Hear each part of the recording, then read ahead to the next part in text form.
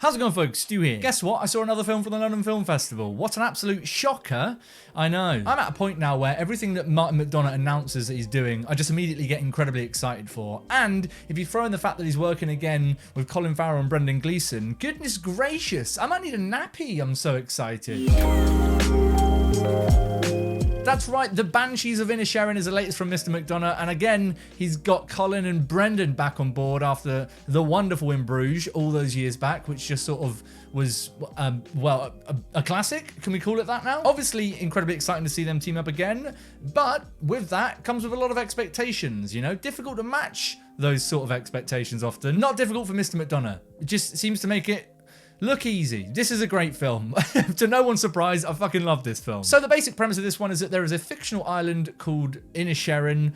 It's an isolated, remote island in Ireland. I feel like I'm saying the word island in different ways way too many times here, guys. On this island, two best friends end up growing apart, and we see that conflict explored in the most McDonagh of McDonagh ways. And right off the bat, this one definitely feels like Martin McDonagh's, I don't know, most sort of reflective, quiet paced film. It throws you immediately in with these gorgeous sort of landscape shots from cinematographer Ben Davies, who photographs this film stunningly, by the way. And it rocks you into this really kind of gentle, quiet environment, which is obviously reflective of the very isolated and almost suffocating environment of this tiny island which our main characters find themselves in. And it's in that suffocation which Martin McDonagh is able to really kind of mine the meat of this film, and it's the usual Martin McDonagh meat in this kind of bickering, back and forth, comedic, but also like weirdly quite frustrating drama. And as you can imagine, that's right at home with A, the performance we've got here, we know that already from In Bruges, but B, the story that's being told, this relationship that's kind of falling apart on screen for us in this film. Firstly, Colin Farrell, just the best that we've seen him for a long time. I love this dude in this film. His character is the one that we get the most sort of meat from in an emotional sense, and he never doesn't have just total command of either the comedy or this kind of sense of pity that you have for this character. But obviously alongside him is Brendan Gleeson, and we've seen the two of them work together in Bruges, as I think I've said like 3 times now. And Gleeson's character here is definitely the more kind of introverted one, the more distanced, I guess, from us as a viewer. We don't really get a lot of backstory on him and why he's having these sort of change of hearts. And that pits him against Farrell's character in a personality sense, but also in a perspective sense. And it's that clashing of perspectives from the two characters which makes up the meat of everything we're watching on screen here, really. And I was a little bit worried, even though I had faith in your boy McDonagh, I was a little bit worried that this was just going to feel a little bit like they're doing the same thing they did in Bruges, but in a different setting, right? But I love the way that these characters are played different enough, and it's those differences which make it feel more refreshing, even though we've seen these performers play opposite each other before in a film by the same writer-director. Love that shit. Still felt great to watch them. The two of them have got great chemistry whenever they're on screen together. But actually something that definitely did surprise me about this film is that it's not really entirely just watching these two bicker on screen. And in fact, I'd say that like a minority of this film's scenes are actually Brendan Gleeson and Colin Farrell talking to each other and having it out with each other. Their character relationship is obviously the sort of driving force of the film, but McDonagh does a really good job of balancing that in with everything that's going on outside it. Whether it's framing the whole thing in this environment with the Civil War sort of looming over everything as a backdrop, or whether it's taking a look at other relationships in the film and weaving in other characters into the story.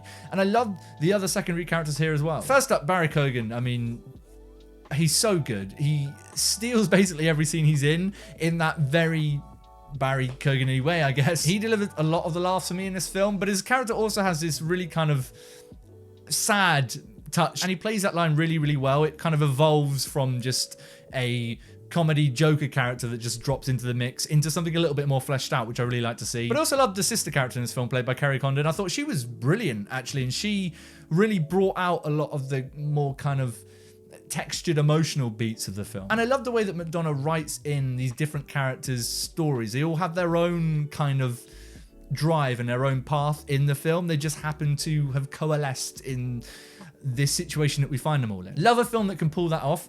We knew that Martin McDonagh could pull that off from the rest of his career. But again, I guess it's just like nice to know that he can still do that. I was a little bit worried towards the beginning of it that it was just going to be two guys, one of them wants to be your friends, one of them doesn't, bickering for 2 hours. And I mean, I'm not sitting here saying that I wouldn't have enjoyed watching that from McDonagh, because I would have, but I obviously did want a little bit more than that, and I was slightly worried that it was going to end up feeling a little bit one note as it goes along. And I don't think that the first act in particular, the first half of this film, is totally clear of that. I do think it does tread a lot of beats repetitively, I suppose. But I did love where it ended up going, and I love where these characters ended up going. I think it's just a case of sinking into these characters and getting to know what they're doing and why they're doing it. And I suppose, ironically, not knowing why they're doing it. That's something that McDonagh plays really well, is holding back enough of the kind of meat around why things are happening, but not holding back too much to not care about things going on, if that makes much sense. But it all culminates in this multifaceted sort of comedy where you've got lots of great laughs, some good belly laughs in there, but also lots of really poignant moments and lots of kind of reflective, quiet contemplation on hurt and holding on to pain. But it meant that so many moments here elicit different emotions and different feelings almost at the same time, almost simultaneously. And that makes what on paper is a relatively simple, straightforward story and a relatively kind of stripped back comedy film feel much more rewarding by the time we come to the end of it. And again, I'm not sure I should have been too surprised by that, but I'm happy that he pulled it off. I'm not entirely sure it's my favorite McDonagh film. I've seen a lot of people saying it's his best or his best since In Bruges. I'm not so confident that I'd say that, only in that I think some of his other films I was much more immediately kind of in love with. And this one, although I loved it overall, definitely did take a lot of warming to, and I think on rewatch it's going to go up in my books. But what about you guys? Have you caught the Banshees of Inisherin yet? It's showing at the film festival, obviously, so if you had a chance to check it out, let me know in the comments down below. We'll have a little chat. And while you're down there, why not let me know where it ranks in your list of McDonagh films? And of course, you can find links to my socials and my letterboxd in the description below there. Click them, follow me, you know it's good. I'll see you guys soon for some more thoughts on more films, but until next time, I need to get myself a donkey and like stat.